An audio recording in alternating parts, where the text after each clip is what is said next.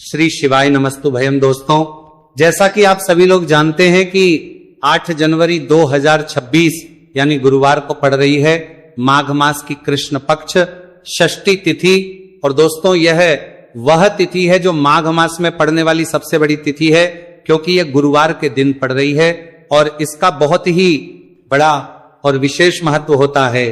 पूज्य गुरु जी ने कहा है कि अगर कभी भी मौका लग जाए और माघ महीने की षष्ठी तिथि गुरुवार को पड़ जाए तो आप लोगों को 7 चने की दाल वाला उपाय तो अवश्य ही करना चाहिए। इन दोनों का संयोग बहुत ही कम आता है। इसी के साथ में गुरु अपनी शिव पुराण कथा में बताया है कि इस दिन आपको 7 चने की दाल वाला उपाय तो आपको अवश्य ही करना चाहिए, क्योंकि ऐसा दिन पूरे साल में सिर्फ एक ही बार आता है। और दोस्तों, आप सभी लोग जानते हो कि गुरुवार षष्ठी तिथि का अगर सबसे बड़ा कोई उपाय है तो वह 7 चने की दाल वाला उपाय है। तो दोस्तों, गुरुवार षष्ठी तिथि के दिन आप लोगों को इस 7 चने की दाल वाला उपाय को जरूर करना है। बहुत लोग होंगे जिन लोगों ने इस उपाय को ना किया हो, मतलब पूरा साल निकल गया, उन्होंने किसी भी दिन इस 7 चने की दाल वाला उपाय को ना किया हो। पर दोस्तों, आपके पास एक आखिरी मौका बचा हुआ है, जो कि 8 जनवरी गुरुवार षष्ठी तिथि के दिन है। इस दिन आप लोगों को इस वाले उपाय को जरूर कर लेना है। भले ही आपने पूरे महीने भर इस उपाय को ना किया हो, पर अगर आपने इस माघ महीने के गुरुवार षष्ठी तिथि के दिन अगर इस वाले उपाय को कर लिया तो आपको इस उपाय को करने का वो फल मिलेगा जिसकी आपने कभी कल्पना भी नहीं करी होगी। इसीलिए आप लोग इस वाले उपाय को एक बार जरूर कर लेना है, ताकि आप लोगों के हाथ से ये मौका ना जा सके और आपको इस उपाय को करने का फल मिलेगा सके। दोस्तों, यह उपाय पंडित जी ने अपनी अभी की ही श्री शिव महापुराण की कथा में बताया है जी। इस उपाय को आज हम आपको बहुत अच्छे से समझाने वाले हैं। इस वीडियो को देखने के बाद इस उपाय को समझने के आपको कोई और वीडियो को देखने की जरूरत नहीं पड़ेगी। तो चलिए दोस्तों, उपाय को शुरू करते हैं। देखिए, ये इस माघ महीने के गुरुवार षष्ठी तिथि के दिन ये इतना खास होता है, इतना महत्वपूर्ण होता है। देखा गया है कभी कभी बड़े बड़े पूजा पाठ अनुष्ठान से जो मनोकामना पूर्ण नहीं होते, वो माघ महीने की गुरुवार षष्ठी तिथि के दिन एक छोटे से उपाय करने से ही आपकी मनोकामना पूर्ण हो जाती है। और बहुत सारे ने इस उपाय को किया भी है और उनको इस उपाय को करने का फल भी जरूर मिला है। अगर आप लोग भी इस उपाय को करना चाहते हैं तो आप इस उपाय को पहले अच्छे से समझ लेना, सुन लेना, उसके बाद करना। आपको इस उपाय का फल जरूर मिलेगा और इस उपाय को कर लेने से आपके घर में चाहे किसी भी प्रकार की दुख और समस्या क्यों ना चल रही हो, आपको उसका कारण भी नहीं पता है कि भाई ये समस्या किस कारण से चल रही है। उसका कुछ भी कारण हो सकता है, जैसे पितृदोष हो सकता है या किसी भी तरह का मंगल दोष भी सकता है। तो इस दिन आप लोगों को ये वाला उपाय कर लेना है। ये एक ऐसा उपाय है जिस उपाय को अगर किसी विशेष दिन पर किया जाए तो भाई उस विशेष दिन का जो है वह तो हमें मिलता ही मिलता है, पर हमने उस दिन पर इस उपाय को किया है तो हमें उससे भी बड़ा फल मिलता है, और फल बहुत जल्दी मिलता है, क्योंकि आप इस उपाय को बहुत ही बड़े और विशेष दिन पर कर रहे हो। तो चलिए अब उपाय के बारे में बात करते हैं, लेकिन उससे पहले आप लोगों को यह जानना आवश्यक है कि आखिर यह उपाय किस समय करना है, किसको करना है और कैसे करना है। तो चलिए हम आगे आपको वीडियो में एक एक करके बता देते हैं। लेकिन उससे पहले अगर आप लोग हमारे चैनल पर पहली बार आए हैं या फिर मेरी आवाज आज पहली बार सुन रहे हैं तो हमारे चैनल को सब्सक्राइब जरूर कर लेना और इस वीडियो को लाइक करके कमेंट बॉक्स में श्री शिवाय नमस्तु भयम ओम नमः शिवाय जरूर टाइप कर देना। तो दोस्तों, इस 7 चने की वाला उपाय को हमें इस गुरुवार षष्ठी तिथि के दिन कैसे करना है, किसको करना है, किस समय करना है और कहां पर करना है, ये सारे सवालों के जवाब आपको इस वीडियो में मिल जाएंगे। और जो ये वीडियो देखेगा भाई, उसको 7 चने की दाल वाला उपाय जरूर में करना चाहिए, क्योंकि इस दिन एक चने की दाल का भी बहुत ही बड़ा और विशेष महत्व होता है। और जब बात आ जाए 7 चने की दाल वाला उपाय की, तो ये सोने पे सुहागा वाली बात हो जाती है और ये एक बहुत ही बड़ा उपाय हो जाता है। विन पॉलिटी कार्यक्रम में मतलब इस गुरुवार षष्ठी तिथि का। तो अब दोस्तों, इस 7 चने की दाल वाला उपाय को आखिर करना किसको है, सबसे पहले हम लोग वो बात जान लेते हैं। तो देखो, घर की जो बड़ी माताएं बहनें होती हैं, उन माताओं बहनों में से कोई भी एक बड़ी माता बहन इस वाले उपाय को कर सकती है। और दोस्तों, अगर आप चाहें तो अपने घर में से सभी सदस्यों को भी इस उपाय को करवा सकते हैं। अगर किसी व्यक्ति की खुद की कोई मनोकामना है, खुद की कोई दुख और है जो कि वह अपने लिए ही करना चाहता है, इस वाले उपाय को तो वो खुद अपने लिए भी कर सकता है। बाकी अगर कोई घर में से ऐसा है जो कि अपने पूरे घर परिवार की सुख और शांति के लिए ये वाला उपाय करना चाहता है तो भाई वो भी कर सकता है, उसमें भी कोई दिक्कत वाली बात नहीं है। कहने का मतलब यह है कि इस उपाय को हर एक सदस्य भी कर सकता है और पूरे घर परिवार के सदस्य के लिए घर की बड़ी माताओं बहनों में से कोई एक माता बहन भी कर सकती है। माताएं बहनें अगर घर में उपस्थित ना हो या वह उपाय ना कर पा रही हो तो फिर घर का कोई बड़ा सदस्य भी 7 चने की दाल वाला उपाय को कर सकता है, चाहे फिर वो पुरुष ही क्यों ना हो, उसमें कोई भी दिक्कत वाली बात नहीं है। उसके बाद में दोस्तों जो अगला प्रश्न निकल कर आता है वो ये आता है, इस उपाय को लेकर के आखिर इस उपाय को हमें किस समय करना है, सुबह के समय करना है कि शाम के समय करना है। तो देखो इस वाले उपाय को आप लोग सुबह के समय भी कर सकते हो और शाम के समय प्रदोष काल में भी करते हो।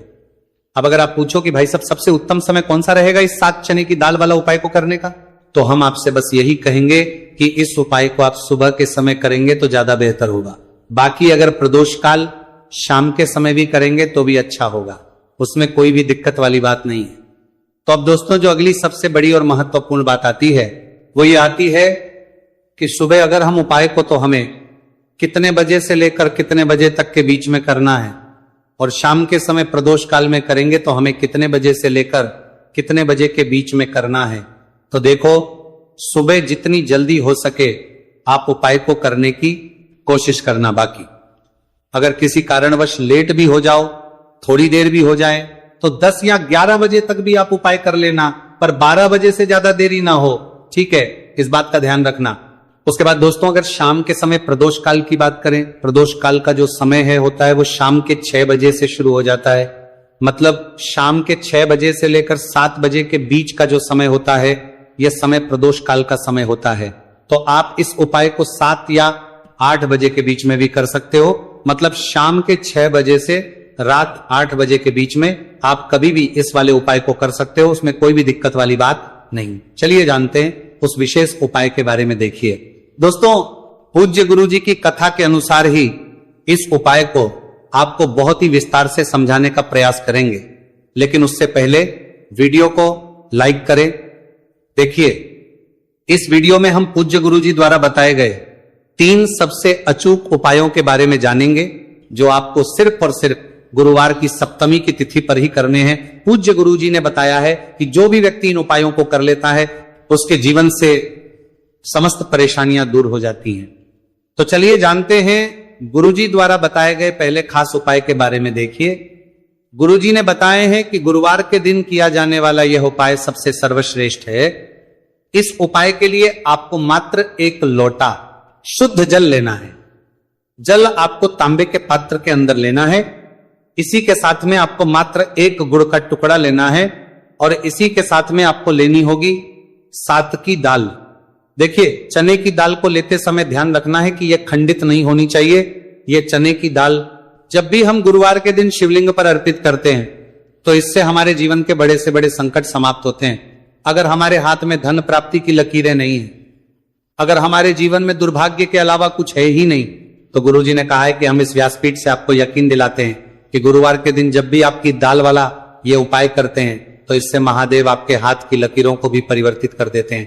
तो दोस्तों ये तीनों ही सामग्री लेकर के आपको पहुंच जाना है।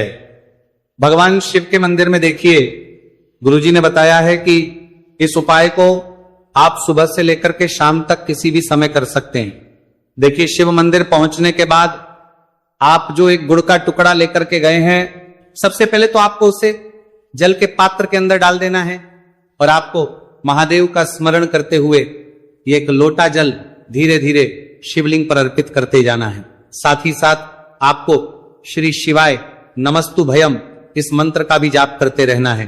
कम से कम 11 बार आपको इस मंत्र का जाप अवश्य करना है। अब दोस्तों आपके पास जो चने की दाल है उन्हें आपको एक एक करके शिवलिंग पर अर्पित करते जाना है।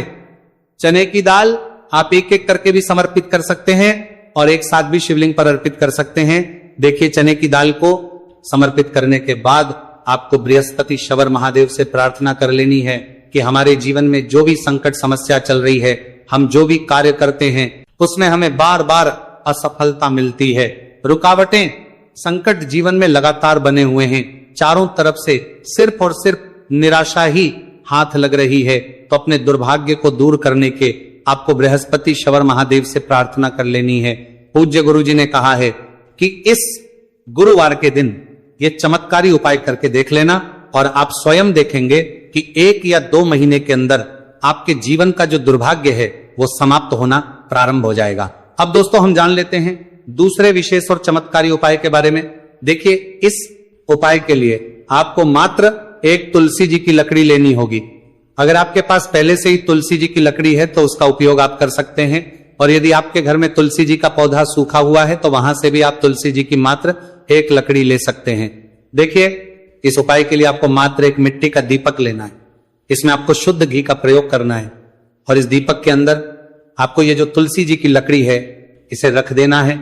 इस लकड़ी को आपको पूरा घी के अंदर डुबो देना है, चारों तरफ अच्छे से घी लगा देना है और आपको इस दीपक के अंदर इस लकड़ी को रख लेना है। देखिए, यदि आपको ऐसा लगता है कि तुलसी जी की जो लकड़ी है वो बहुत ही जल्दी से जल जाती है, तो आपको एक कार्य करना है। आपने जो तुलसी जी की लकड़ी ली है उस पर आपको पूरी पर अच्छे से रुई लपेट देना है, यानी कि कॉटन जो होती है उसे अच्छे से लपेट देना है, जिससे कि ये जो लकड़ी है दिखाई ही ना पड़े। तो इस लकड़ी के ऊपर आपको लपेट लेनी है। अब इसी लकड़ी के ऊपर जो आपने रुई लपेटी है उस पर आपको अच्छे से घी लगा लेना है और उस दीपक के अंदर आपको इसे डाल देना है। अब देखिए, इस दीपक को आप भगवान विष्णु के वहां पर भी प्रज्वलित कर सकते हैं, या फिर भगवान विष्णु के किसी भी स्वरूप के सामने आप इसे प्रज्वलित कर सकते हैं, या फिर आपके घर में जो माता तुलसी जी का पौधा है वहां पर भी इस दीपक को आप प्रज्वलित कर सकते हैं। पूज्य गुरु जी ने कहा है कि जो भी व्यक्ति 8 जनवरी 2026 गुरुवार की षष्ठी तिथि पर यह तुलसी जी की लकड़ी का दीपक प्रज्वलित कर सकते हैं देता है तो उसके जीवन में कभी भी धन संपदा की कमी नहीं होती है। देखिए, ये जो उपाय है आपने मार्गशीर्ष में षष्ठी तिथि पर किया होगा, लेकिन इस बार माघ मास की षष्ठी तिथि है। गुरुवार के दिन, गुरुवार का दिन भगवान विष्णु को समर्पित होता है और ये जो दीपक है हम विशेषकर भगवान के निमित्त ही प्रज्वलित कर रहे हैं। तो इस दीपक को आप इस महीने की गुरुवार की षष्ठी तिथि पर भी प्रज्वलित कर सकते हैं। देखिए, ये जो दीपक है विशेषकर आपको शाम के समय यानी कि सूर्यास्त के बाद ही करना है। अब दोस्तों हम जान लेते हैं गुरुजी द्वारा बताए गए तीसरे बहुत ही चमत्कारी और विशेष उपाय के बारे में। देखिए, इस उपाय के लिए आपको एक बेलपत्र लेनी है और इसी के साथ में आपको 2 शमी पत्र लेना है। देखिए, आप जो बेल लेंगे वो कहीं से भी खंडित नहीं होनी चाहिए, इस बात का आपको विशेष रूप से ध्यान रखना है। देखिए, मान लीजिए कि यदि आपके पास बेलपत्र नहीं है तो आप भगवान शिव के शिवलिंग पर चढ़ी हुई बेलपत्र को पुनः शुद्ध जल से धोकर के उसका उपयोग भी कर सकते हैं।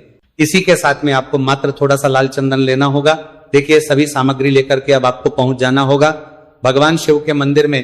देखिए, भगवान शिव के मंदिर में पहुंचने के बाद आपके पास जो एक बेलपत्र है उसकी चिकनी साइड में आपको देखिए, आप सभी को पता है कि बेलपत्र में 3 पत्तियां होती हैं। तो बेलपत्र की जो ऊपर वाली बड़ी पत्ती होती है और नीचे वाली जो 2 छोटी पत्तियां होती हैं उसकी चिकनी साइड पर आपको, यानी कि जो छोटी पत्तियां होती हैं वहां पर आपको एकाएक शमी पत्र जो आप लेकर आए हैं उन्हें छोटी पत्तियों के ऊपर रख देना और इन्हीं